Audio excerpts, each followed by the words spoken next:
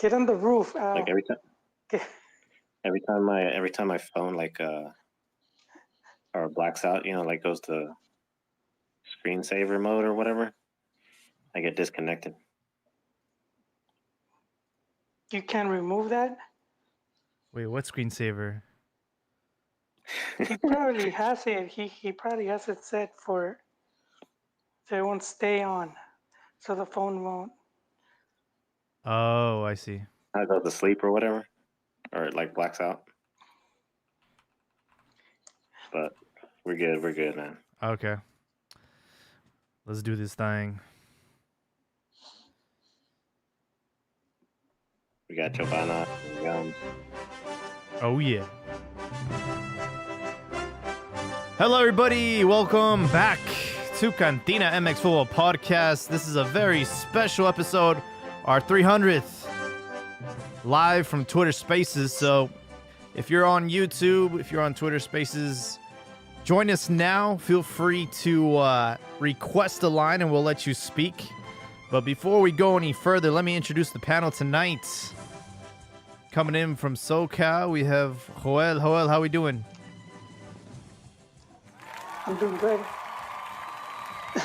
Nice. Chivas won, so that should give us 3 more weeks of Buse.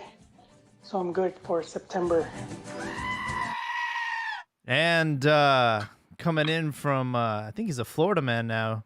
Cheeky's he's back, man. He's been missing from action. Coincidentally, his Pumas are doing really bad, so I don't know if those two had anything to do with each other. I'm home. I'm currently homeless, so I'm without a home over here in Florida, though, enjoying the beach and the weather. And yeah, the failures of Pumas is not affecting me, not phasing me. I'm over here laughing at memes and our friend El Choa called to the U18. Lots of good stuff going on the internet.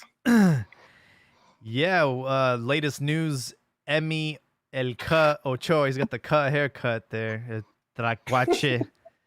He plays for the San Jose Earthquakes, and he's been called up to the Mexico U18 national team. And yeah, his photo is just pretty funny because he's got that little bowl cut going on. But 300th episode. I wasn't here for the first one you guys ever did, but tell me about those days. Oh, Ron was in the dark room, and he's on listening. But yeah, typical. Oh, viral and stuff. But we had I was saying before, we had Afro Sander back in the day. He was on for a few episodes, and then Joel had to work the first day, but then he came on strong. We were going for a while. Then we got some other guys, Dan, Christian. That dude, man, I forgot all about Christian was on for a little bit. And who else came Pern, on? you forgot Pern. Oh yeah, Pern was on for a long time. So then he was given a Ganchazo, I heard. Cheeky's sort of went ahead. It's actually the pod was him and Ron's idea to start it. Really? Yeah, they were the ones that started the pod, and it was Cachirules, but a lot of the Liga MX fam, they didn't really know what Cachirules was, so it got kind of tiring having to explain it all the time. It's really old, so it's not meant as a slight. Because Cachirulo goes way back to even before so it was the 1990 when Mex got disqualified for the World Cup for the youth, but the Cachirulo scandal was like I think a year or two before that, and then the name came from some show that I think was from the 70s. It was some, like Chabuelo, I guess it's really old too. But you know how he always plays a little kid. So back in the 70s was a dude that, you know, he would act like a little kid, you know, for a TV show, which was kids' TV show, and it was El Cachirulo. So that's far back for some of these guys that are fairly young. Us young pochos, man, we don't know all about that stuff. Why isn't Ron on the microphone? I had put him. I invited him to speak, but he's also a baby boomer, so he probably doesn't know how to. He can't figure it out. He's talking right now. He thinks we're ignoring him. He's like, I'm not getting a dial tone. That's funny. Well, yeah, we'll kick this off with Liga MX action.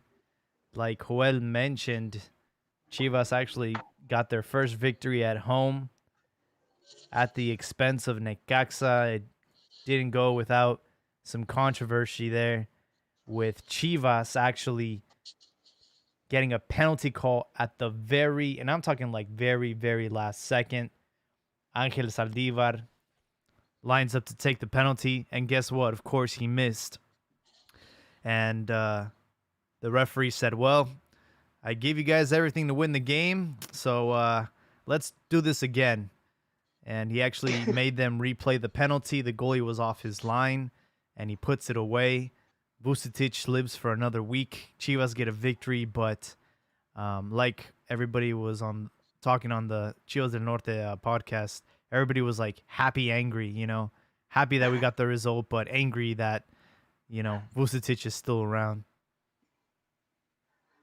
That's crazy. That's crazy because I didn't see Vucetich on the pitch like allowing that cross to go in for a goal, or you know, he wasn't like trying to score or trying to defend. He was on the sidelines, you know, doing coaching stuff. It's the players on the field who are failing. They just need a scapegoat. Ah, okay. So you're not blaming Vucetich for? No, and I've been saying this for a long time. I just pray for Almeida to come back and for Chivas to still suck, and then they can rid themselves of all these excuses and stuff, and just realize, okay. Yeah, that wouldn't happen, Chiquis. They'll just blame the Almeida believers would just blame Amauri. Oh yeah. I mean, the team already sucked under Almeida he's the last Argentinian, two seasons. He's what? Argentinian, so he's free of blame. So go find a Mexican to blame, right? He could La Volpe 20 years in Liga MX without winning anything and still be very popular. That's the way it is, man. No, I just think some coaches are just popular. I do think he has like an attractive style of play when he gets the team doing good. So and the fans like that.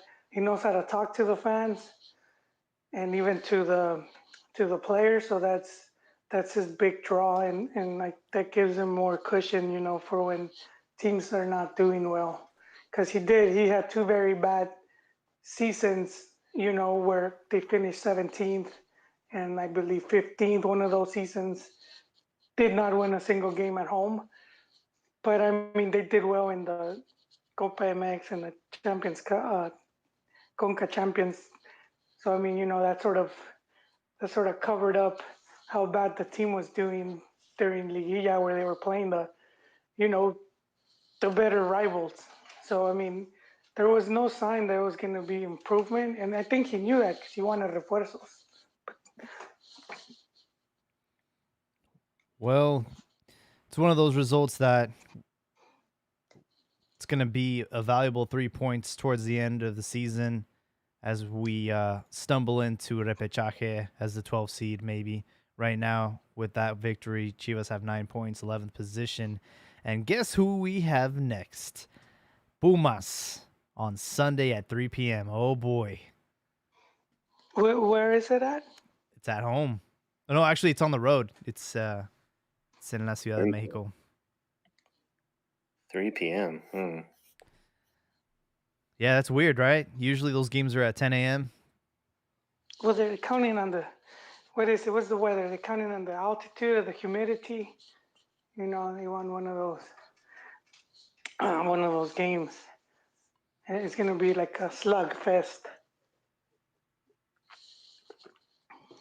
Yeah, with Pumas, I mean, they sold Johan Vasquez or loaned him out to Genoa. I feel like they have no refuerzos. But what's been going on with your Pumas, Chigis? I have no idea, man. I'm trying to change this podcast into a Paul Brothers MMA type of podcast or something. Distract myself from these horrific results from the Pumas. Yeah, they failed to win against Toluca. Toluca ended up winning 2-1 on Sunday. Juan Ignacio Dineno still scoring goals for you guys, but he also, I believe, got a red card. There was 3 red cards in that match. What the hell happened, man? Was there just like a slugfest or something? And that was like a penalty for Dineno. So it's not like he's lighting anything up, man. It's just he can't do things by himself. He needs guys around him, and the guys that were there are no longer there. So I see. He just can't.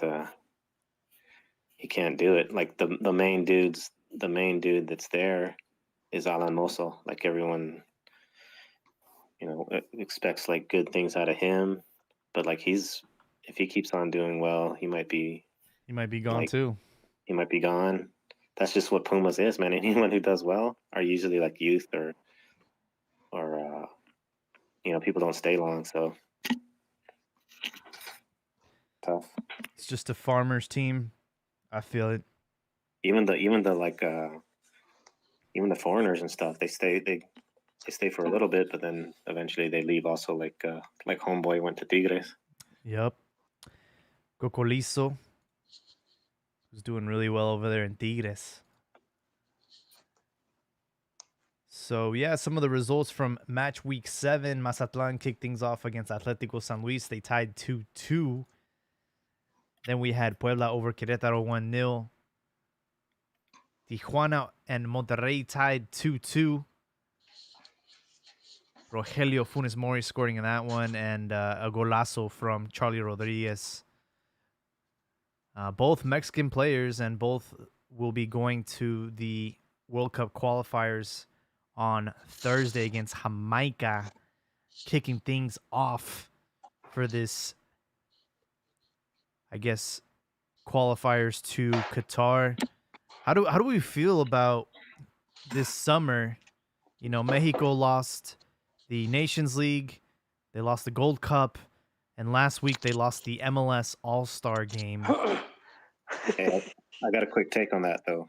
Let's hear it. I'm gonna side with Varo, and I think I'm gonna be a U.S. national team fan. I'm gonna switch jersey for the real team who gets actual results. Hey man, you go to any of those games, they sell those half Mexico, half USA jerseys. It's a one-time. Doesn't switch. want half though. He wants just like 1/4. It's a one-time switch, dude. He just wants one green stripe down the side.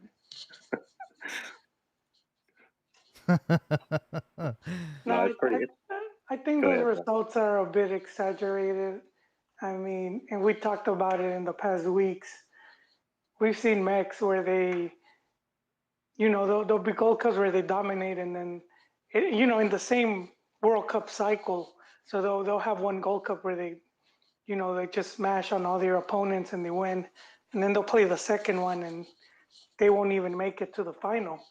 And so it's kind of, I too many reasons or excuses, depends how you look at it. But I think, you saw Mex, they reached the final in both games and they did not lose in regulation time. They both one went to penalties, one went to extra time. So it's not like they were looking bad, they just weren't able to win it and games were one off, It would be different if they had like best out of 6, like in basketball. So I think the media makes it look worse than it really is. No, it is worse. I even predicted it, man. I predicted. I don't know if I predicted it, but I was like, man, I hope this happens just to calm down all these like Mexican hype fans and stuff. Well, I mean, And it was the that's how U.S. they national sell. team. That's how they sell Mexico, though. The Well, there was media. no. I'm not talking about the media. I'm talking about the fans who just like. Well, are that's why, because they listen to Fútbol Picante and other shows similar, and that's where they get their talking points. I guarantee you. Go listen to it and then see what's being posted on Twitter, and a lot of times it's the exact talking points from that.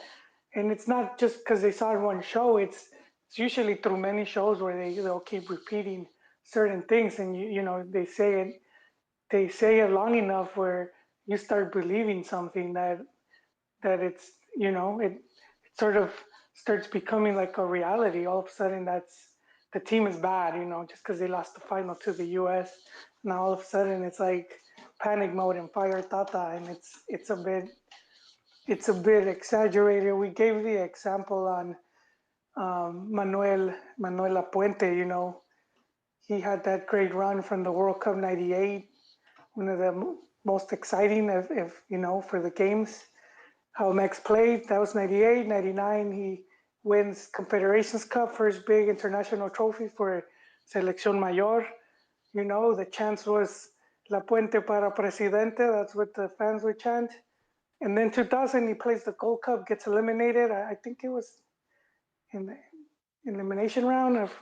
Anyways, he gets eliminated, and all of a sudden it's fuera La Puente, and the team sucks, and he's no good. It's like, for a Gold Cup, I mean, this guy was crushing it, and he has one bad tournament, and all of a sudden it's like, get rid of him, he's a bum. And they wanted the guy that was like killing it, which was Ojitos, because his teams were looking really good. And then we all saw how that turned out. You know, one of the worst Mexico national teams we've seen. Team almost being, you know, not making it to the World Cup. And so I mean, and I do blame the media, because they're the ones that create a lot of this. You know, they'll make a lot of situations seem a lot worse than they really are.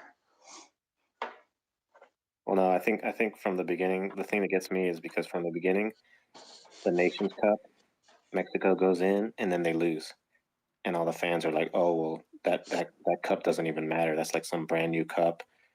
You know, we don't care about that. The main cup is the Gold Cup." Then we go into the Gold Cup and we see the U.S. that. not even bring their best players, and Mexico's like, that "Okay, is true. Mexico, if you lose this, you really suck."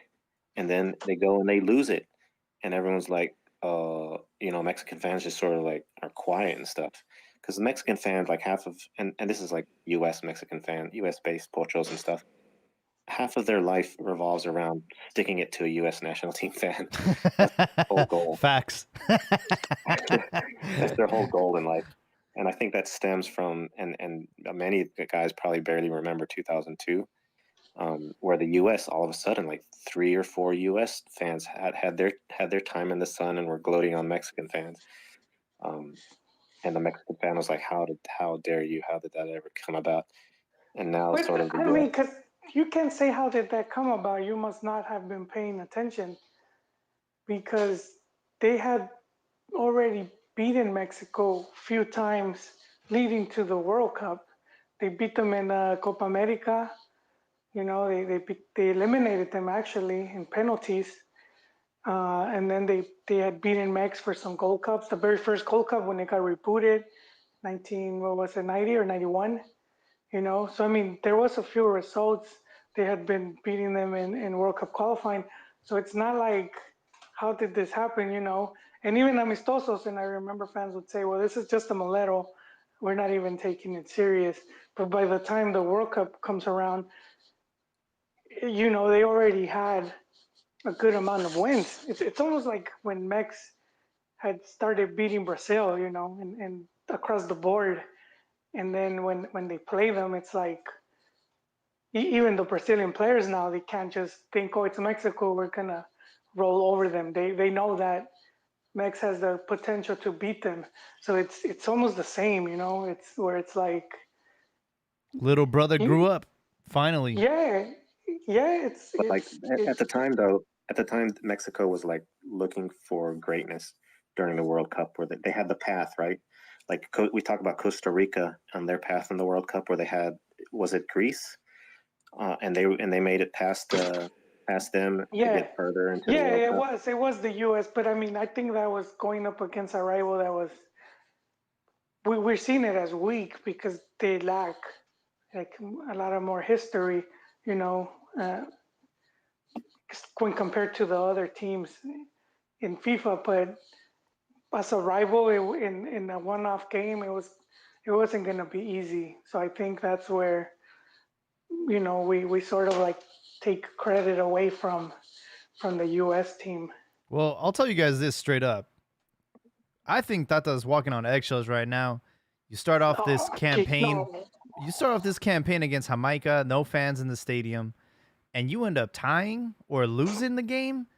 That's a wrap, B. Like, he's gonna get fired because I think no. I mean, look, didn't I think FMF has shown to be a bit more not so quick with the. You're telling me if they draw against Jamaica, he's not getting fired? They're gonna have to be dangling from the, you know, because we started with you know, Chepo. He had a really horrific start, and they gave him enough. Same with Ojitos when he was like, he was doing really worse, and they gave him you know, the same. So, but I think you guys just taking credit from Tata, like expecting a draw. Well, I'm just saying. I'm just throwing this out there. They're gonna play against Jamaica on Thursday, 7 p.m. And then they go to Costa Rica on Sunday. And I would say if they don't walk out of there with at least, let's say, 4 points out of those 2 games, I think everyone's gonna start piling on and wanting this dude out. Because you don't want to start a process to the World Cup with any doubt, any fear, anything that could turn into something worse. But I think they're gonna. It's already on it, you know. The media's already on it, and controversy sells. So, regardless, they're gonna criticize. I see. No, but he could make 6 points. They're still gonna find something to talk about. The fan, like, he's got the Argentina effect. He's got the Mati effect. Like, remember when they were doing this? I don't know, man. A lot of people already turned on Tata. I don't see it. I don't see it now, but I remember they used to do that cheesy phrase, estamos contigo, or something like that. Yeah, well, that's fine. They're still there, man. He has the Argentina effect, and if it were any other Mexican, he'd probably be either gone already by now, or like Jaime said, if there's any type of mediocre result against Jamaica and Costa Rica, I agree, it's got to be 4 points. You got to take 4 points on those 2 games. All right, who are they bringing? Seriously, who would they put in? Well, we got a UEFA licensed coach now by the name of Gonzalo Pineda. He's not taking it. And Luis Perez. No, I'm just kidding. I don't know. Jimmy Lozano, I mean, what's in there with his bronze medal? Be like, hey Nacho, I know you're coaching in the 2nd division that nobody cares about. How about you coach the national team? He's not taking it. Yeah, he won't take it like that. I really do hope that everything goes well on Thursday, because we don't want to get into a situation where, like you mentioned, you know, you get rid of a coach and then you end up putting not just any coach. I mean, FMF has been wanting a coach of that, like Tata's caliber, for a long time. Well, what has Tata done, really? He's never won any silverware. Yeah, he won the Gold Cup. He won 1 Gold Cup. He didn't win any silver with Argentina, you know. In MLS, 2nd place. I mean, that's still silver, not the gold. But he's got just. Hey, look, you guys are celebrating a bronze medal already, handing over Chivas and. Oh God. I wasn't celebrating a bronze medal. That shit was embarrassing. To Lozano for getting bronze.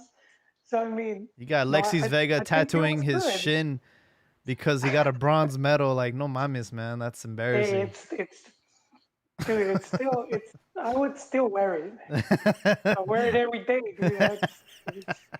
But not just anyone can win an Olympic. That's an true. Olympic medal. So I mean, if you have one, even if it's bronze, Chaton you Enriquez belong won to the some golds. If he can do it, elite. anybody can. Yeah, he has that. He might. I don't know what happened to him, but he has that. It's hanging on probably on his bed, on top of his bed. But you made me lose my train of thought. No, FMF has been wanting a coach that was seen as like world class. So I mean, you're not. Pep said he's not available until what, next year. So when he says 2023, but I mean, you're not gonna find anyone right now of that. They're gonna have to go with someone local, and that's just gonna be even more desmadre. So I mean, who you throw in there, man? We can always call up Sven Goran Eriksson. I mean, or Aguirre for there, his third time. What's Aguirre doing now? He's at Rayados, right? Yeah, he's getting fat check. They drove a dump truck full of money to his house. FMF might not even be able to equal that. Actually, I want Tata to continue. Like just like you with like I want the heat to be on him though, and because you remember when the heat was on Osorio, and he started like raging a little bit. He started like retaliating and like getting all upset. Was the Heat ever on Osorio though? I know they were criticizing because of the cambios, but we went to Russia like walking. Like we qualified without skipping a beat. No, but there was the 6-0, the Copa America Centenario humiliation. I thought it was 7. And oh yeah, 7 was he. With the years, I'm gonna be quitando goles. it was only 4-0. Yeah, I would be really old. Every year you subtract a goal. But yeah, nah, man. There was, I think, just the media, mostly like the media and a lot of fans that just didn't like the guy. But Tata's safe. He's gonna have to lose like his first 3 games. Well, we have Ron, but he can't. I told him shadow to ban. request to speak and see if Can't still find that button. Put your glasses. Well, today was the last day of the summer transfer window. There was a lot of action going on, and in Mexico, Santiago Muñoz. Not Santiago Muñoz from Goal, the movie, but Santiago Muñoz is joining Newcastle. What is this even real life? Is this a simulation? Imitating art. You know what's crazy? And I'm always skeptical about these kind of moves because I'm like, okay, like do Newcastle are they genuinely interested in him, or is this all like a publicity stunt, to sell jerseys? It could be, and there was that article in I don't know if it was the Guardian, and it was about Irarragorri who wants to like purchase a team in England. He wants to have his Grupo Orlegui, and he wants to have a team in the EPL eventually, and that could probably be part of it. If he's over there trying to like make connections or whatnot. Because I think Newcastle was broke at one point, so I mean, he has that Orlegui money lying around. Just start throwing it at Newcastle United. It felt just like yesterday that he made his debut for the senior team for Santos, and I remember that Newcastle had tweeted with like the 2 eyeballs, and that's when everybody started thinking, "Oh my God, like." Is Newcastle interested? Like, what's gonna happen? Is he really gonna like go to Newcastle? And it's just like, now he's at Newcastle. I really haven't kept up with them in a while, but I believe they're still in the Premier League. So I don't know. I don't know who he's going to be competing against as far as the starting lineup, but it is a loan. It's not like a permanent transfer, so that's why I'm a little bit hesitant. A little bit, I'm not convinced that they actually were genuinely interested in him. Maybe they're just going to try and sell jerseys and get more. Because you know what happens when a Mexican joins any club? Everybody hops online and follows them on social media and, becomes this beautiful thing. And I don't know. We'll see how it goes. I wish him the best of luck out there. Same. Cheeky's probably say no because he wants. He's just full of salt. I'm interested. I'm interested in seeing him. I hope he does good. Does he also have asthma? If you want some salt, though, here's some salt on. I know Jaime. Jaime mentioned Monterrey. Apparently, Cesar Montes is signed or renewed with Monterrey and is not going to Europe. And there was a there was a tweet from Kerry News. I don't know who this dude is, but he used the word sentenciar. It's like he was sentenced to stay in Monterrey, as if it's a sentence to stay in Mexico or. See, that's what I've been talking about, Chiquis. It's too much negativity when talking about the league, and I see it more in Mex, where it's like it's almost like this self-depreciation. You know, I was in Argentina, and man, you know. Hey, crabs in a bucket. It is, dude. It is, and over there, their league, you know, they see it as tough. They don't put it down. But when it comes to Max, you know, it's not like there was offers. You know, there's like Euro teams banging down Monterrey's door trying to get that guy. Have anyone heard anything, Montes? Because I haven't. I thought he was gonna go abroad. I really like him, but I've never heard any team. Apparently, there was 2 offers from Italian clubs, but it didn't meet the threshold. So you know, Rayados pretty much bullied him into signing. There is a release clause, but it's 14 million now. So I think his chances of going. Not a lot. Dude, 14 is not a lot. Yeah.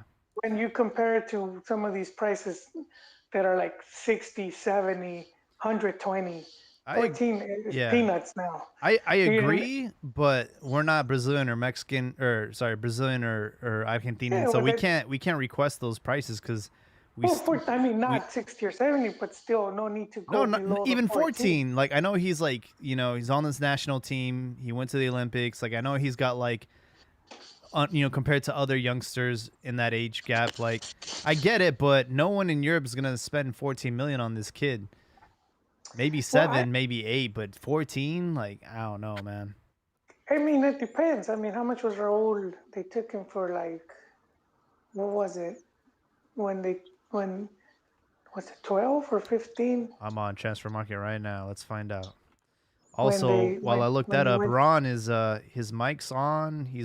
Can you talk? Yes. Finally figured out after 3 tries. Yeah. 2 weeks, 5 days.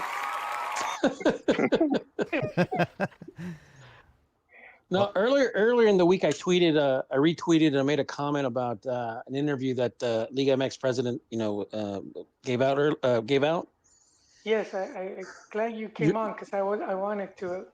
Do you remember that? I wanted you to talk about. Yeah, it seems like when I was reading the article, it seems like it's like they're pissing all over the pot, and it's like they don't know what they want to do. It's like, okay, are you going to become one of the premier leagues in the world? Or are you going to be content feeding stronger leagues? And for me, that seems it just seems like it's a fool's errand. And I mean, I still right now, the fact that, you know, you have the U.S., you know, with, you know, a lot of players, and good for them. I mean, they have a lot of players playing in the UL and in Europe and stuff. And a lot of people are buying the, you know, they're buying into it. It's like, oh my God, they're going to take us, you know, they're going to take over, and they're going to be a lot better and blah, blah, blah, blah, blah. People just forget that, you know, 15, 20, 25 years ago, we were playing teams like Honduras, Canada, Jamaica. I would still remember, you know, you'd had pundits in Mexico saying, oh my God, you know, Jamaica's got, you know, X player playing in the Premiership. They have 5 players playing in the Premiership, or they have, you know, all, you know, the entire starting lineup playing in Trinidad had the striker from Man U. Yeah. So it's like, okay, I've heard that argument before, and you know, with other, not just teams in CONCACAF, but even teams in teams like from Africa and stuff like that, where all their starters and the majority of their rosters are Euro based, playing in top tier 1 and top tier 2 leagues. But I still just don't buy it. And it's not that I'm being, a traditionalist here. I still don't see the value. I'll say this: if you're gonna play for Manchester United, if you're gonna play for Real Madrid, if you're gonna play for that select few, go for it. But if you're not, I still don't see the value of playing in Porto. I still don't see the value of playing in Benfica. I still don't see the value of playing in Olympiacos or PSV or whatever. I just don't. And now 20 years later, we're basically doing what the Uruguayans are doing and South Americans are doing, are begging European clubs, hey, can you please let us borrow our players? Yeah. It's like that's the big reason right now, Ron, that the selección won't have they won't have their Euro-based players for the Jamaica game there. They're not gonna let them. Yeah, because of COVID, right? They're not letting them. But I mean, still the point. They kind of have to beg them or yeah, that's the point, players. The only reason I agree with that is because we've done it both ways, right? We've had Mexican national teams in the World Cup mainly based out of Mexico, and then we've had the complete opposite. We've had teams that were mainly based out of Europe, and guess what? For as long as I've been alive, we've done the same exact result, round of 16 exit. So we haven't seen any changes, any advancements. Here's the thing, though. I understand that it's still the exact same result, but the way you play matters. And honestly, since the team became more Euro based, I don't really see an improvement in the. Well, Ron, the more Mexico based team won the Confederations and reached 2 Copa America finals. Exactly. The heavy Euro-based team is the one that got their asses handed to them in a silver platter. Yeah. I mean, not even the sub-23 with Piojo, they even managed to tie Chile in Chile, and then we send our tough boys and they get whooped. Yeah. I still say, and I still maintain that Mexican soccer, and meaning the executives, they need to get their head out of their asses, forget about Europe, and make a point to compete in Copa America and Libertadores. That's the key right there. Well, yeah, and look, I do feel that's the mistake where they're always looking abroad, and you're not going to replicate what they have in England or what they have, in Spain or whatnot. But I do think we're much closer to like Argentina and Brazil, and in many ways, Liga MX already surpasses them in many aspects. They do. Salary-wise. Right now, Mexico has an advantage that Mexico of the yesteryears did not have, which is competition in direct competition. Because when Argentina was winning their World Cups, when Brazil was winning their World Cups, when Uruguay was winning their World Cups, they had that internal competition, that direct competition that was nearby. Right? Well, Mexico didn't have that. With all due respect to Central America and the Caribbean, at the time, U.S. didn't have soccer, or if it did, but it was mostly ethnic leagues and stuff like that, but it didn't have professional soccer. So I just think it's a mistake that thinking that exporting X amount of players, that somehow that's going to build a World Cup team. I don't. I think the beautiful thing, one of the reasons why England, Spain, Germany, Italy, they have strong leagues that theoretically they can retain all their best players. And obviously they play in World Cup qualifiers, they play in European Cup qualifiers. And that's the wait, and just right there, Ron, when you said they could retain their best players, when we look at some of these squads that won the World Cup, like Italy, Germany, Spain, and you see the base of their players, they all played together like in the same clubs. When Spain won, they had a bunch of players that had been playing together, Barcelona, Real Madrid. Half Madrid had Barca.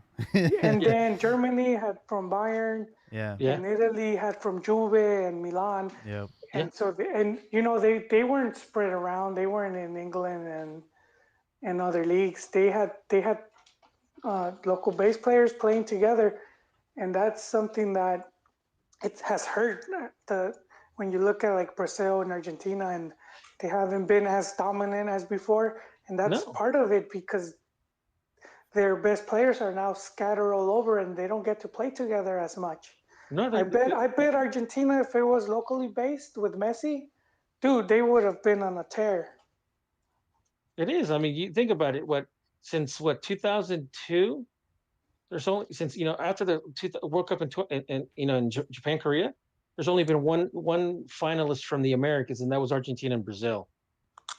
But just every other competition, it's been European, European based finalists and stuff like that.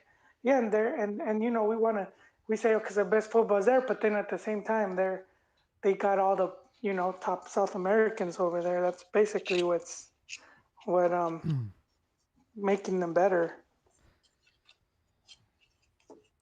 I don't know. I guess I'm, I don't, unless you're going to play in that elite, go for it. But I still maintain that Mexico should retain its best players. They should partner with MLS and make the game in the Americas, especially in the Northern Hemisphere of the Americas, make it extremely lucrative, where it could basically not just poach, but actually make it a point where the players from the South Americans, like the Chiles and the Uruguays and the Brazils, would rather go to the United States rather than Europe. Rather go to the U.S. or Mexico, Which has happened, Ron. We've seen World Cups where Paraguay and Chile have 3, 4, 5 players that are Liga MX based, and they're doing good. Ecuador. And they're doing good, but when it comes to Mexicans, it's sort of like, well, they're not that good because they're not abroad. Yeah. It's like this double standard. And like I said, I mean, I get it. I mean, I'm in the minority when it comes to this, line of thought. I know that everybody's going to say, "Oh no, you got to go. It's Europe. You got to be in Europe." But I do think though that you do benefit from being exposed to that level of talent and competitiveness, and just like the physical training and all that. I mean, but you could bring it. You could bring some of that. Jaime, we've had like Leo Binhacker, and even players that have been top players that have come. So if they did more of a focus more on bringing in. I just think life in Mexico is very, very comfortable, and it's easy to get complacent, especially when you're getting paid well, you're with your family, you still live at home. You know what I mean? It's like everything there is like you're not really grinding, you're not really winning your spot. But does that logic? But does that logic hold in Italy or in Spain for the Spanish player or the Italian player? I think so. They gotta still fight for their spot out there because there's a lot more talented players out there. But the thing about it is, in Mexico, that's even tougher because they prefer South American players. I don't buy that the Mexican player or the Mexican coach is complacent because he wants to stay in Mexico. It's a tough league. There's they compete against South American talent that's cheaper than the Mexican player. I just think that Mexico they've been able to do really something that's pretty impressive considering Mexico, the economy, Mexico's economy, where they've been able to create and foment an environment for world-class football when you consider the infrastructure, the stadiums. I mean, they're able, they've been able to retain top coaches. I mean, think about it. I mean, they've been able to retain coaches that have coached, in Barcelona, River Plate, Barcelona. They've been able to retain, coaches that have, coached in top clubs and stuff like that. So they can emulate a lot of the stuff and bring it back to Mexico. I just think like I said, we've already been told that, oh no, Mexico needs to have its players in Europe. That's what they were said. Okay, well, most of their players are now in Europe, but now they've changed the goalpost. Now they said, no. Now they got to be all playing in the Champions League, in the top, and stuff like that. So when that happens, they're going to find another excuse. Oh, no, we got to move the goalpost. Well, I think it's just being more and more ambitious because at a certain point, like we didn't have anybody in Europe. I remember when I was growing up, we maybe had Rafael Marquez, and like every now and then, like somebody would go like Guau or Palencia, but we didn't have that many people in Europe. So I feel like as we start to attain these goals, okay, now we have a lot of players in Europe. Okay, well now what's next? Oh, we got to get them playing in the highest competitive league or tournament in the world, which is Champions League, and you go from there, and then you can start being a little bit more demanding. I do agree though that not everybody is meant to go to Europe. You look at all these players, and what benefit is to go to Newcastle, for example, or Getafe, or just to be on the bench. It's like, okay, well, you just like stunted your growth for the last couple of years. You've been grinding for so hard. Like, I don't agree with Macias missing out on the Olympics to go to Getafe, only for him to be on the bench. Like, that's a terrible. Whoever told him to do that should get fired. Like, it's much more valuable to represent your country in the Olympics than to join a preseason at a team where you're loaned in, so they have no obligation to actually play you. Yeah, there's the comment that that Joel made regarding the past World Cup champions, where they were able to, one, retain their best players, two, the base of their players, that vertebrae, that solid back line and stuff like that, and that solid midfield. Most of those players were based on in one or two clubs. If Mexico starts sending their players earlier, like let's say Sebastián Córdoba, and then let's say what's his name, Macias goes, and then let's say a lot of these players leave. These guys are going to be scattered all over Europe. They're not really going to be playing together for many years. So they may be talented players, but the few times that they're going to be able to get together and actually have a training camp session and stuff like that, I don't see how they'll be able to have a cohesive unit. Yeah, if they never played with each other. Yeah. So I mean, it's like they said, these guys from Barcelona, when they had Xavi, these guys, I mean, they played for years. The guys from Bayern Munich, they played for years. Even like Joel said, the guys from Italy, they played like there's a base of players that played together, for years. You're not going to have that. You're going to have guys that are basically going to start saying, you know what, I can't go to this, I can't go to this tournament, or I can't go to, to this because I'm fighting for my spot here, trying to make a spot in Porto, or, whatever, tier B European league or club is there, I don't know. I'm still not convinced. It's going to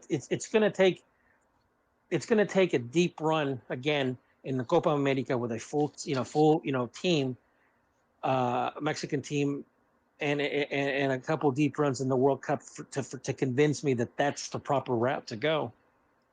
Until then, I'm not buying it. We had some comments on the YouTube chat. Sergio Cruz says, since '94, has there been a Brazil or Argentine national team that has had a base of players playing in the same team / league? 82, 86 was kind of like when you started to see in Argentina, you started to see more of the players start going away. But like, for example, like in that 86 World Cup, Argentina had a very long training camp. they had they had an extremely long training camp. I think, if I'm not mistaken, it was like close to like almost 2 months. I forget, but you started that's kind of like in the late in the 80s. That's when you kind of started to see that trend of those of the best. We're talking about the elite players going to Europe, because also there was also what do you call it? There was a lot of the European leagues also had kind of like what Mexico had, which was a what was it, the foreigner spots? Well, look, I'm looking at the squad right now, Ron. Yeah. 1986, Argentina. That's when they won. Only 6 players were in Europe. Yeah. Only Because six. but they had limitations on foreign players. Yeah, they did, but I mean, we're just more to the. I would say that the Bosman ruling in 94, 95 was kind of like Yeah. what really changed European. It opened the floodgates. Exactly. Not just domestically, but internationally. But yeah, I mean, it's. I think what Europe does, I think it benefits the player more than the actual federation, because obviously, they'll make more money. They'll obviously the European market's a lot, has a lot larger global appeal, and and granted, I think it just benefits the individual player more than the actual team. Yeah, I think for selfish reasons, a lot of players go. I don't blame them, dude. I mean, hey, dude, they got to look out for their families. I won't ever criticize a player for trying to make more money. I do think, though, there might come a time when it's going to become separate. Like, as a player, you're not going to be able to do both. You're either going to have like a national team career or a club career. We'll probably see the really good players bouncing back and forth. But because there has been, like there's talk about super leagues, and then there's been talk about even having the World Cup every 2 years as opposed to 4. And we've already seen like nation leagues and whatnot. So if stuff like that does happen, I do think we're going to see where players are more just dedicated with the national team. I think a perfect example of that was Giovanni Dos Santos. Really good national team career, and then for club, can't really think of too many accolades or success stories he's had throughout the years. He was never consistent at any one club. He was a party animal, man. A lot of players are, a lot of players are, but I just, for one reason or another, it just never, he had, stints where he was doing really well, but I was never really consistent in the long run at the club, I got a question for you guys. Do you expect to see Chicharito Hernandez or Carlos Vela in this cycle to Qatar? Do you expect Tata to call them up, or are they done? I think they're done. Carlos Vela done for sure. I mean, I would say that that Hernandez, I think he's done. I think from a mental game, I think he's shot. I don't think he's. We should ask Dreyfus. We need to get a hold of Dreyfus and be like, hey, what? No, Ron, I think if they wanted to, they could like get a chance. But like Vela's always been wishy-washy, and I know Tata talked with him, and I know Tata was like, I'm not doing this anymore. Like, I'm not gonna beg you, or I'm not gonna try to convince you. So I do think it has to come from Vela to reach out and say, I would like to play with the national team, and with Cheech, I don't know, because I know there's been some internal stuff going on. Those rumors that he tried to organize a boycott during the last World Cup and whatnot. And so I don't know if that's a big thing right there, but with the scoring, like the the delanteros drying up, and if Raúl Jiménez doesn't recover, there will be like a push to at least to cap Chicharito, to bring him in again. So I don't know what's going on there. I haven't kept up too much on the chismes. I need to pick up a TV Notas. Though with Carlos Vela though, his initial back a few years, whenever he was on that podcast, his reason for not going to the national team was to let other guys, his turn was over. Other guys need to come in, and he didn't want to go and steal their spot. Yeah, that was. And now, well, that was. Now there are no other guys. You're saying Chiquis when they qualified to the World Cup, and he said it was unfair because he didn't participate. Because I remember him saying something that along those lines, where he's like, "I don't think it's fair that I wasn't in qualifiers, and I'm gonna take someone more deserving." But I just think he's just kind of full of it.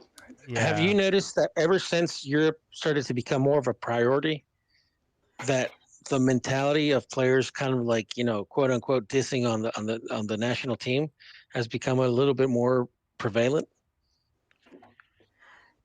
Yeah, I do. Even within the league, it's we've seen it. We've seen where it's like they don't care too much about. It was a big deal if you went to some of these clubs. Now it's not so much. If you went to Chivas or America, now it just doesn't seem to. Now they're viewed as a stepping stone. You look at Chivas and America, it's a stepping stone in my career. I want to go to Europe. It's crazy. Well, the thing with that though is that it's becoming a selfish type of sport where you want to be in the glory and receive all the praise, and you do that by going to Europe. There's no more, and it's all about business. You see that with the Mexican Americans who just swap teams or choose the team that's best for their career instead of playing for their country with pride, with nationalism, if you want to call it that, or whatever. That's seeming to go away. People will murk things out, and they'll just go for their own benefit, selfishness, and not even care about anything else. That's why you see all these Mexican, these young kids in Mexico. They don't wear no Cruz Azul or Toluca jersey. They'll be wearing Juventus or Barcelona jerseys and all this stuff. So I've been looking at some of the squads that won the World Cup over the years, and the common denominator is that majority of this team, 23 players, are domestically based. Even going back to 2002 when Brazil beat Germany, most of their players were from the Brazilian national league, team or league. And same thing with Italy. In fact, Italy in 2006, the entire 23 roster all played domestically in Italy. Germany, 16 of their players played in the Bundesliga, and then in France, 9 of the players were from League One, the most from any other league. So I mean, it's just a common denominator, man. Maybe apart from Croatia, because Croatia is such a small country, but I mean, I think most of these teams that end up winning these titles, it's most of the base is from the league. Yeah, and it's players because they get to know each other. Even going back to '86 when we were talking about Argentina, and they were mostly all based. They get to play against each other a lot, and at one point they probably played together, but these are players that week in, week out are so they get to know each other. It's like your rival. You fought him. You sort of know. You come to know him good. But I think that gets ignored, and I think because there's just a negative opinion on the league, on the Mex League. So it's we don't want that. But I was saying a few years back, I mean, I remember seeing the America from the Ben Hacker America in '97, and then the Ojitos Mesa, Toros Neza, and Toluca teams. That's some of the best soccer I've ever seen, man. Those games, if you could find some of those games on YouTube, those teams were playing really good. And that was there was a restriction on foreigners. They just had 4 and 5, I believe.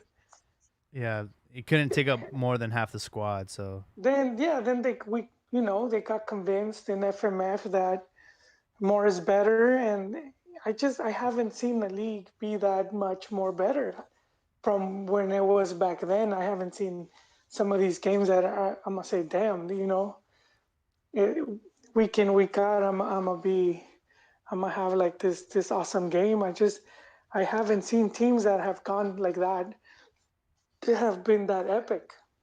shout out to MX Sudamerica, Liga MX and Sudamerica is these people from, I think they're from Argentina, and they upload all this like crazy videos from back in the day of Liga MX, and they're just, yeah. they're just big fans of Liga MX, and seeing like Cardoso on Toluca, man, that team could go toe to toe with anybody. Like that team was just based, man. They were so good.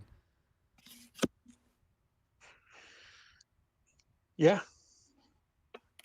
And what the thing with that, I mean, Cardoso, I mean, their first title was in 98, then it was in 99. It was fall 98, fall 99, fall 2000. Those were my stomping years back in college, by the way. No, but no,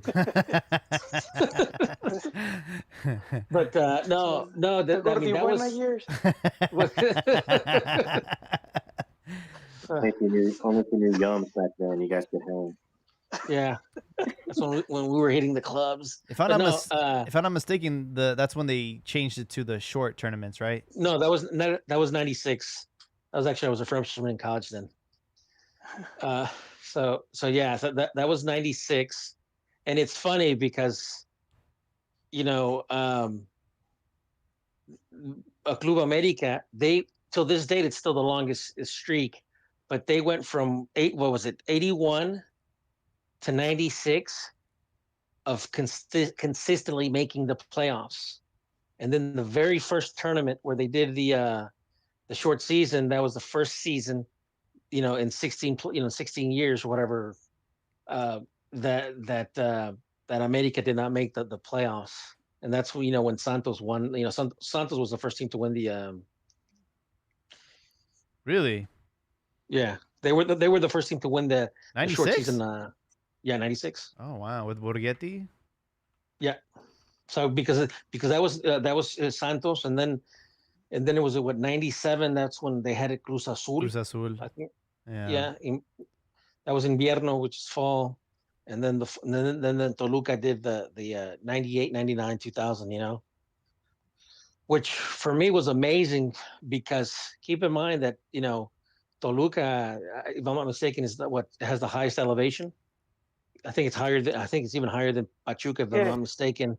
Really? So I mean, for that Toluca team to play as open and as dynamic as they were, you would expect that from maybe the teams in Monterrey or more closer to sea level, But Toluca, man, playing in that elevation and playing that sort of fast-paced soccer, dude. They were, I hated them. I'll be honest with you. I hated them because they were good. They were a direct threat, but to America. But I mean, La Bombonera sits at an altitude of roughly 8,750 feet. One of the highest altitude stadiums in North America. Wow. Yeah.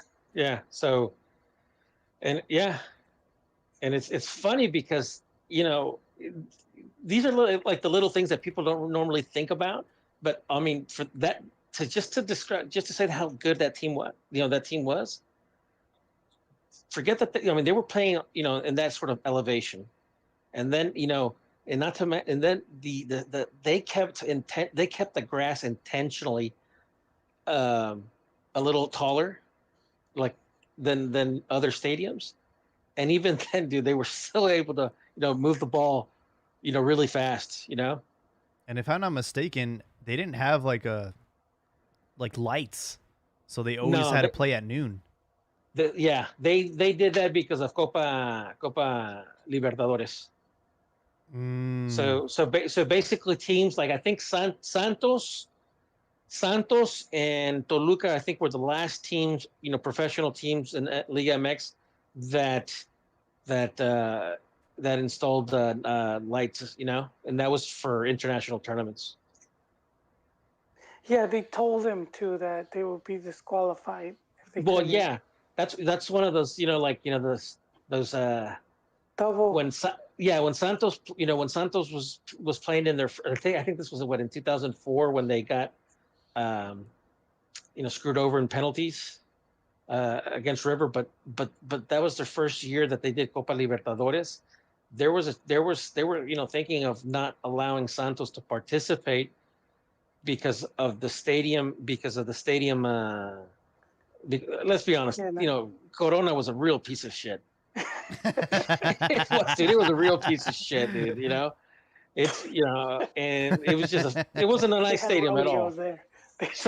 So it was it was a piece of shit stadium, but, you know, CONMEBOL, they were, you know, giving, you know, they were saying, well, you know, they don't have, you know, enough capacity, you know, and blah blah blah. I know where Ron's going with this. So I've heard it basically, before. but you remember that. But then I think it was Televisa. They did an actual, you know, a report.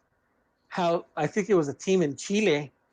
I thought Venezuela, but yeah. No, no, Is I want to Chile? say it was in Chile that they had a stadium made out of wood, but they could play. Wait, what? No What? lies. Excuse I'm not me? fucking, bro. It was on. If I recall, man. Too bad there wasn't YouTube around back then. But they did a report, you know, and they showed the video and everything of one of the teams participating in Copa Libertadores. You know, of you know, their entire stadium was still wood. You know, it was a wooden stadium. And that's more like saying, hold on, so you're basically busting Santos's balls for not having a pretty stadium. Yeah, basically, yeah. what CONMEBOL wanted was more money because they wanted Santos to play not in Torreon. They wanted them to play in Mexico City, you know, like in like Azteca Stadium, or maybe even Guadalajara in Jalisco, you know, and you know, that's those type of conditions. But going back to that, even though at the time you're thinking, you know, fucking CONMEBOL, man, they're a bunch of assholes.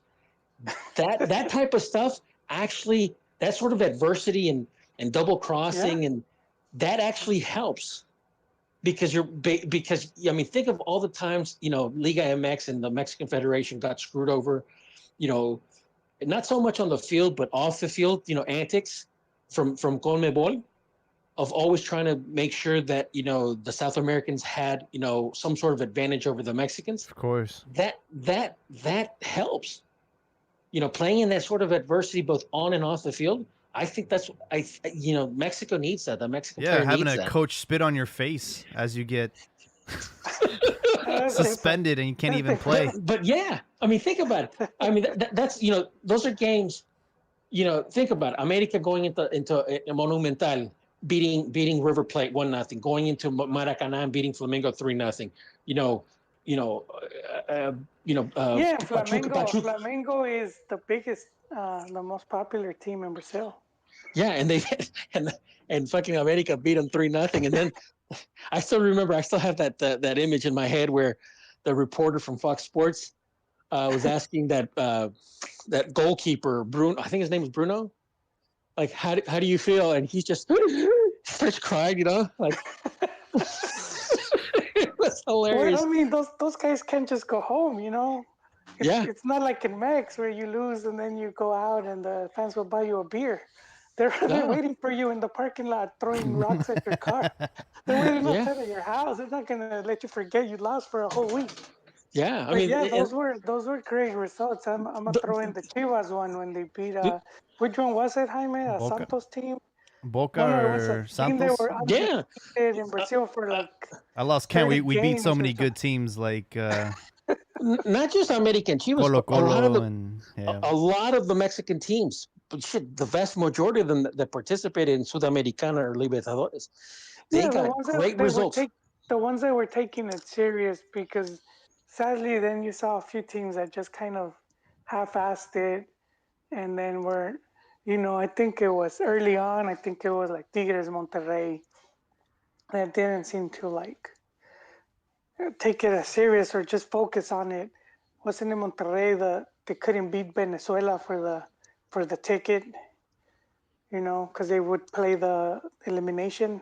It was like I went back when Mex was like repechaje or like what, qualifier or they something. they would play the Venezuelan teams for like the spot they would use the Venezuelan Okay. tickets, yeah, and they would always beat them. But then I think Monterrey was the first one to like just lose. Yeah. So what do you think is gonna take for us to get back in Libertadores? Just wanting to do all you have to do is ring them up and be like, hey, you know, what's up, and that's it. It's they're like the booty call, man. They're just like the trusty one. They won Mexico. I mean, it's just Mexico so much money for them. They do want him. I mean, despite all that talk of the backstabbing, but that's because those clubs are dependent a lot on selling players. And so once you had all these Mexican teams, you know, leaving out like the Peruvians and Ecuadorians and other leagues out of like elimination games, that just meant less of a vitrina for them to sell players. So there was probably a lot of pressure, especially back then, more corrupt, to give them a helping hand. You know, it's like, oh, dude, fucking Mexicans, you know, help. They shouldn't even be here. So I guess they would throw them that bone so that they wouldn't complain. But they do want Mex to go back because just Mex want to do it. And that's a funny thing because, like you said, they didn't, you know, and not so much the Argentinians or the Brazilians, but most of it was the smaller the smaller ones, like the Colombians, the Venezuelans, the Bolivians. They didn't want Mexico in there because they know that you know they were getting kicked off, you know, out of the dinner table, you know. Yeah, if you were in a group, you know, at first you would just have to fear if you were going to be placed with a Brazilian or Argentine club. But then now you had Mex, and it was like, you know, because even teams like Santos could field stronger teams. You didn't even have to be the America, you know. It could be the other clubs that could field stronger teams. And that's why we were seeing so many good results and in games. And part of that has to do with, like, for example, the '93 Copa America, because, you know, and one of the things that, you know, Mexico teams tend to complicate things for the host nation, because, you know, for example, Mexico beat, you know, Ecuador in the semifinals in the Copa America, which was held in Ecuador. So that also that type of stuff, you know, also kind of left a sour taste in a lot of the South American executives, you know. And like you said, at first they didn't really want the Mexican teams, but eventually that mentality changed because the sponsors are the ones that wanted to keep the Mexican teams, because they started to see the golden goose, you know. Yeah, all these brands now, they're in two big markets like Mexico and the U.S. Yeah, in fact, it was what was it? Santander. Yeah, was it Santander? I think it was Santander. Yes, if I'm not mistaken, it was Santander. Santander, yeah. They're the ones that basically forced CONMEBOL to say, you know what, and that's one of the reasons why the Interliga ended, because they wanted to ensure that Mexican teams had at least two automatic spots into Sudamericana. I'm sorry, it's not Sudamericana, Libertadores. Yeah, and that's because Santander knew that they could get into that market. Mexico, the Mexican market and the U.S. market. In the U.S. market, and so having Mex, you know, in those tournaments, it just brings more money from sponsors and TV deals, because now your product is going to be seen in those two markets by this amount of people, you know, so it's all of a sudden it's more lucrative. And so they do want them. It's just Mex. I don't really know the reasoning. I was thinking TV, but I'm not even sure. I don't know what FMF wants, that they're like decided to just opt out. I mean, at first it wasn't their choice. It was that, you know, keep in mind, what do you call it? Copa, the Libertad. I'm sorry, the 3 years that Mexico was in the Sudamericana, which was what 04, 05, and 06, right? Yes.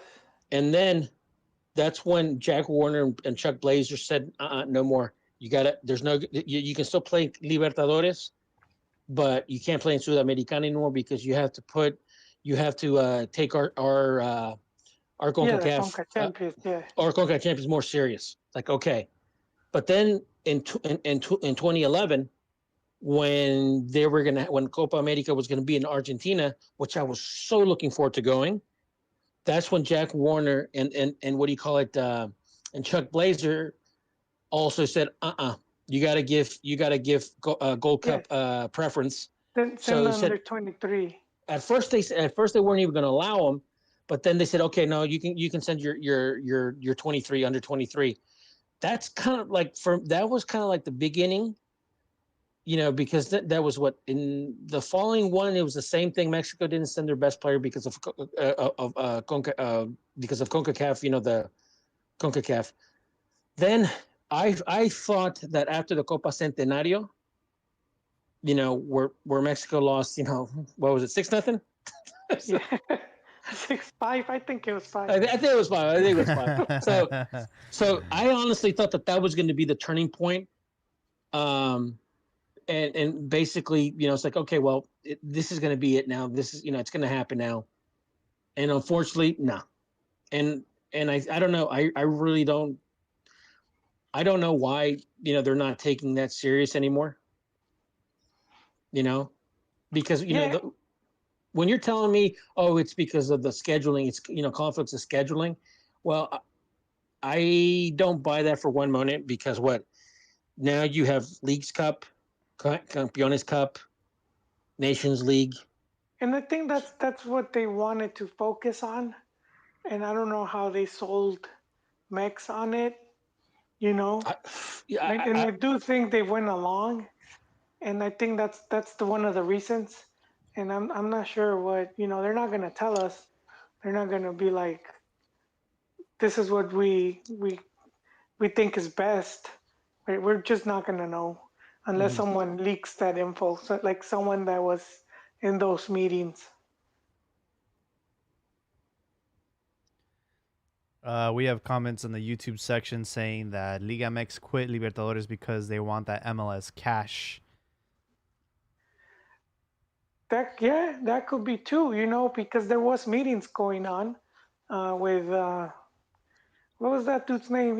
He's gone already. But here's the thing, though. President, huh? But here's the thing. The ratings for Interliga amongst what do you call it? The ratings for Interliga amongst the obviously it was all Mexican clubs. For Fox Sports were tremendous. I mean, there were some of their best ratings for the entire year. Really? And that was it. Yeah. So I mean, it was having Mexican teams play in Copa Libertadores and Sudamericana, the ratings were through the roof. So I don't. That's probably what they want, Ron, because they probably thinking, okay, well, if this is the only tournament, fans are more likely, but it's missing that pizzazz, It's missing that playing against these old world teams. So I think I don't know how long it'll go till they might just want to include or go back to Sudamerica. But I do feel it was something along those lines where it's like similar to what Liga MX did, once they went to the short season and then they eliminated some of these cups that then they ended up bringing back. Like, they no longer focused on like Copa MX and some of these other Copa Campeones and whatnot. We had Giovanna. Thank you, Giovanna, for hopping on. She said, don't understand why we're cozying up with MLS when we could chill with Conmebol. And she also says, I agree, and I think that it's better for MLS than for Mexico. Anytime an MLS team beats Liga MX, suddenly the media goes crazy with stuff like it's a turning point, start of MLS dominance. And yeah, I mean, I agree. I kind of feel like biggest beneficiary to this is MLS, not really us.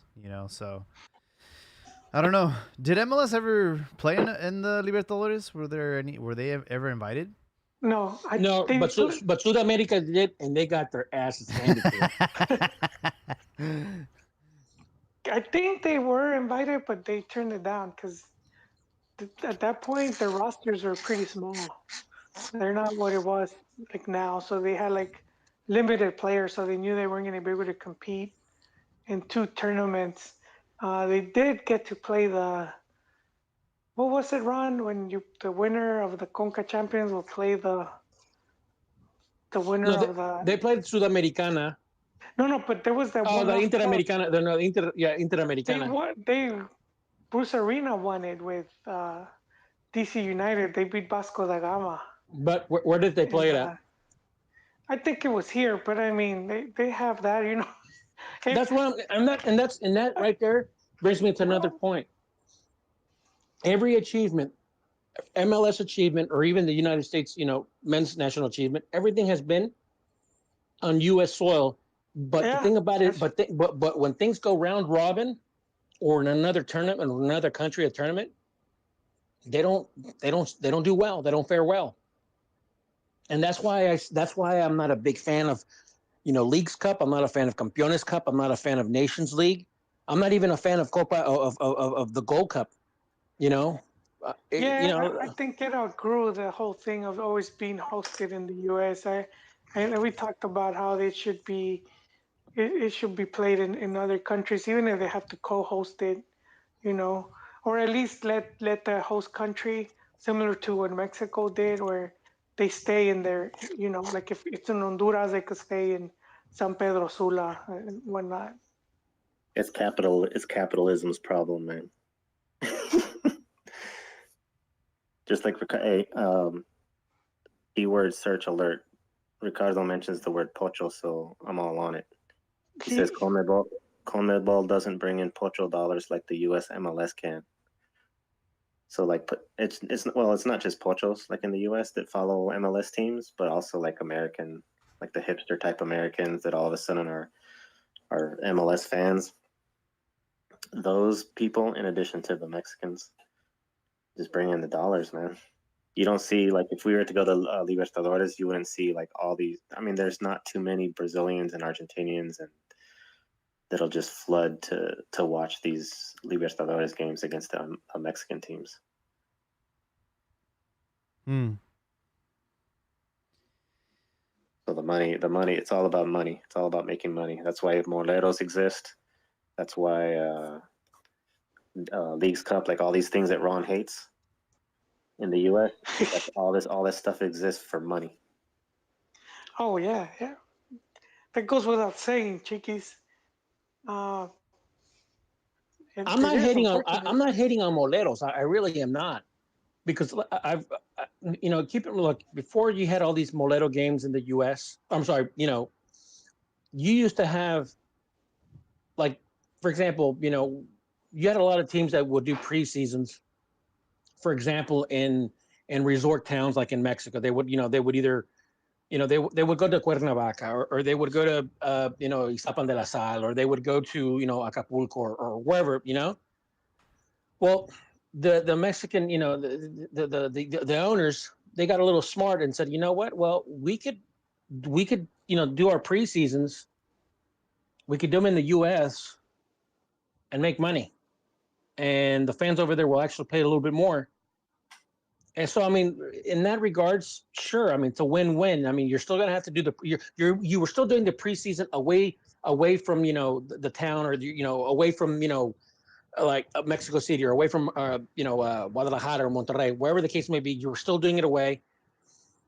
So it's like, well, if you can do it away and make money, sure, good. I mean, that's what they're there for. I mean, that's what a businessman is supposed to do, So I don't mind that they're making money. That's not the issue. You have to make money in order for you guys, for them to attract top talent and build stadiums and build clubhouses and all that type of stuff. My issue is that you don't you don't need to do more of it. You don't have to put más crema al taco. You don't need to do a Nations Cup. When you already have the Gold Cup. You don't need to do a Campeones Cup or a League Cup, or now even the MLS Cup when you already have the Conca Champions. I think that's just stupidity. It's more opportunities for money grabs. Yeah, but eventually you're gonna just you're gonna bleed it dry. Honestly, I think that they're just trying to prepare us for the inevitable merger between Liga MX and MLS. I think they're trying to make this happen. They've been trying to make this happen for a while, and I think the leagues are just too big to have one joint league. But they're gonna try really hard because they see the numbers. They see how many people watch the Mexican national team, how much the TV ratings does, and I think America just wants to take advantage of that. Well, not just America, Mexico too. I mean, back in the 90s, they were trying to get the San Francisco, Blackhawks? They were trying to, Liga MX, they were trying to get two teams, and the two teams, I think, if I'm not mistaken, they were both California based. They were trying to get them to participate in Primera División. So. And you see the writing has been on the wall for a while because for more than 20 years it's been. Yeah. When did Liga MX teams start having like 30 or 40 sponsor logos on their jerseys? Like if you have an empty space and you don't have a sponsor logo, you're not doing your job, man. You need to put something on there. No, not necessarily true, because if you think about it, I mean, Toluca has one of the nicest kits in all of Liga MX. They don't have a lot of sponsors on their shirts, and that has to be, and I would actually commend them for not making their jerseys into NASCAR kits. What that tells you is that they're able to get enough money that they enough money from the sponsors that they have, rather than asking for more sponsors and really making your kits into look like crap. Yeah. Speaking of that, do you guys remember when Vergara said, when he took all the sponsors from the team, and he says, "I'm not gonna," how did he say it, Joel? No voy a prostituir la camiseta. Remember that? He forgets. He forgets. He's getting old. If only he saw the jersey that Chivas are rocking now. It's got his signature on the back now. No, but what thing about it is, Vergara said, "No voy a prostituir la camiseta de Chivas." That only lasted for like I think a season, and then after that, boom, he started putting a lot. He started putting he started to put sponsors on the shirt. Yeah, one of my favorite jerseys of all time was that season where we didn't have any sponsors. We went to the final against Pumas, lost in the penalty shootout in 2004. But no sponsors on that jersey. I don't even know who made that jersey. I thought it was Atletica, but I found out that it wasn't. It was somebody else. They took on that Reebok deal and, yeah, started to get those sponsors like Bimbo. Jesus, that Bimbo logo still haunts me to this day.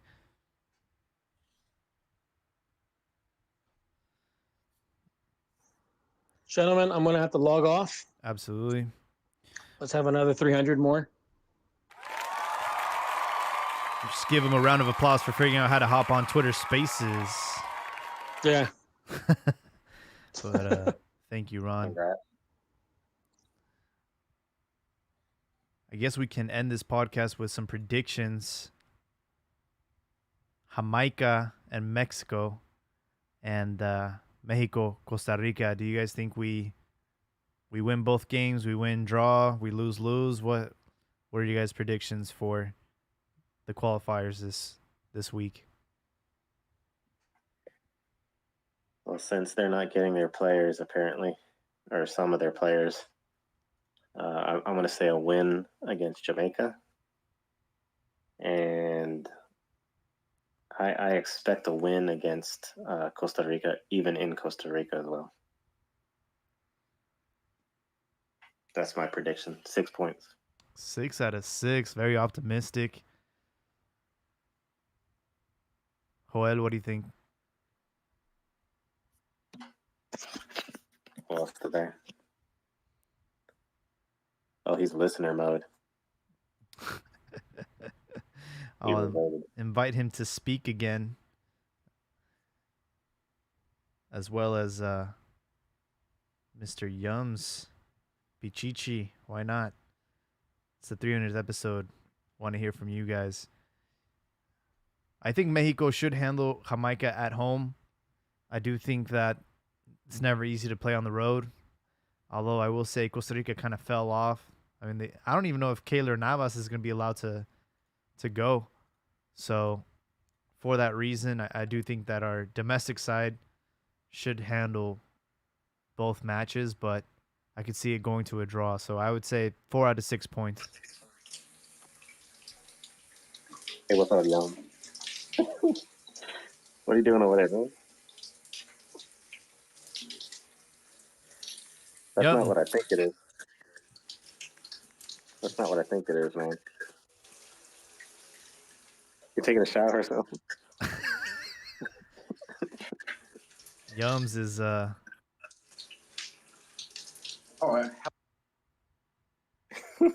He was on. He didn't know he was on.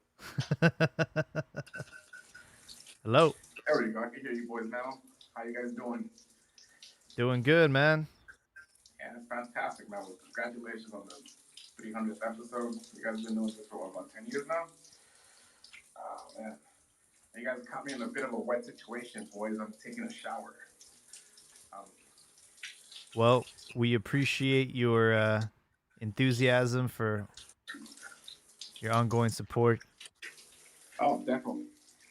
So, been part of the group for 15 years, man. So, this fucking wire. There we go. Is that better? There we go. Yeah. Sorry about that. I just wanted to say congratulations before you guys logged off. Ow. Yeah, man. Good job keeping it clean. Yeah, man. You gotta stay clean, bro. You gotta stay clean all the time. You gotta use a washcloth. Hey, man. Did Ronnie log off? Yeah, he did. Yeah. Oh, man. I didn't get to speak to my little buddy. That's great. He ran away real quick. All right. Well, congratulations, guys. I'm gonna log off. I gotta finish the shower. I gotta finish pumping, if you know what I mean. So I'll see you guys in the chat. All right. All right, dude. Grand opening, grand closing for Yums. Everybody was freaking out in the YouTube chat, like, what is going on? He's taking a bath or pooping. Oh, man. What an episode, 300. Here's to 300 more. I'm going to try and get Joel to speak before we end this one, but the chat on YouTube was incredible, man. A lot of people discussing stuff. It was pretty cool. Yeah, y'all need to create a Twitter handle. What is wrong with y'all? They're all complaining about not being able to talk, and finally when we give them the opportunity to talk, they're like, oh, I don't have a Twitter account. Well, how do you expect to join in the conversation? You guys got to hop on Twitter, create an account so you can hop on Twitter Spaces when we go live. And I've been trying to get Ricardo to join for a couple episodes now. Yeah, they're laughing at Yums. Yeah, he was live from the shower. live from the bathtub.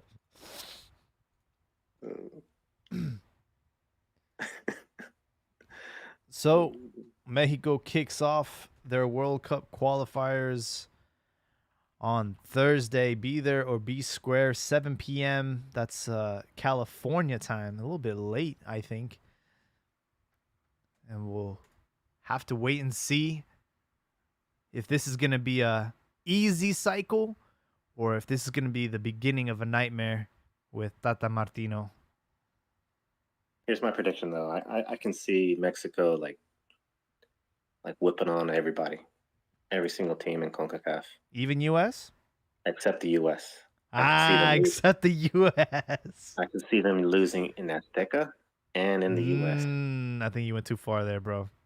I don't know I don't know too many teams that can beat Mexico in El Azteca. It hasn't been too. I mean, they haven't been blowing the U.S. out in Azteca. It's been close. It's been competitive pretty much every single time. I even remember like back in the day when was it? I think we saw the clip. It was like an anniversary of Charlie Davis scored a goal to go up or something, and Israel Castro had to score a golazo. That's right. And then Sabah, no? Yeah, Miguel Sabah. I think Giovanni ran in. No, it was Efrain Juarez ran in. Oh, that's right. And then Sabah got the winning goal, I think. So that was like a struggle. It was 2-1 or something. So it's never easy, even in Azteca in recent days. Yeah, otro Aztecazo. Especially if we get disciplined for the chant. I'm not sure. I think they weakened our punishment. They lessened it. I think it's just a 1 game behind closed doors instead of like 2 or 3. So they should be good for their second home game against Canada on October 7th. Yeah, so Mexico has Jamaica on Thursday. Then they go to Costa Rica. And then they go to Panama on Wednesday. So you got 2 road games. Mm-hmm. Do you have any closing thoughts before we wrap up episode 300? No, man. Just thanks for running things. It's looking great. I know it's been a while for me to come on with my weird schedule, but yeah, thanks to you and Joel for keeping this thing going. Absolutely. Got to keep it going.